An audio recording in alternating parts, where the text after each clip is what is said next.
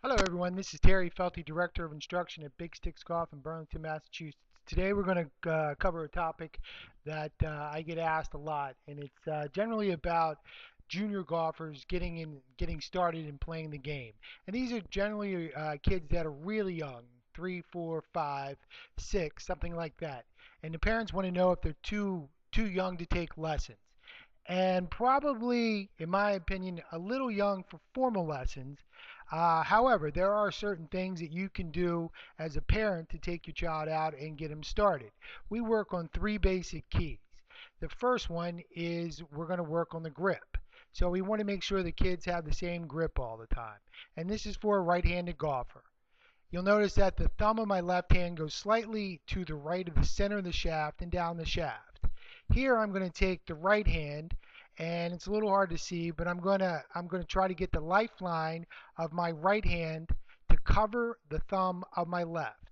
At Big Sticks, we call this a hot dog in the bun. So you want to keep the hot dog in the bun. Allow your juniors to use what's called a 10-finger grip, which means that they're going to put all 10 fingers of their hands on the club. So when I hold it up here, you'll see that all of my fingers are wrapped around the club. That's the first thing. You want to make sure that they have a consistent grip and that their hands are in the same spot all the time. The next thing that you'll notice is I have a mat on our hitting mat. And this is just a remnant piece of carpet that we have.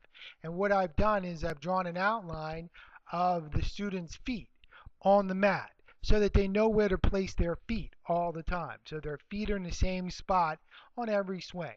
It may have to be a little wider with a longer club, but if you're just practicing with a short iron or a mid iron, then have them keep their feet in the same spot.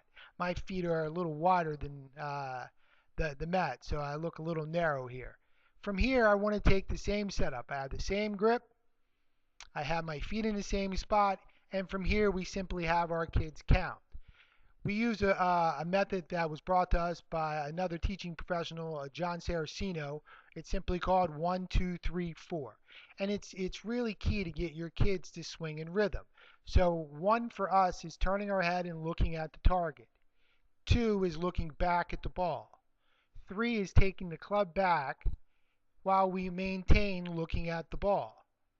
And 4 is swinging all the way through looking at the target when we're done. So we want to see where we're going and we want to see if we got there.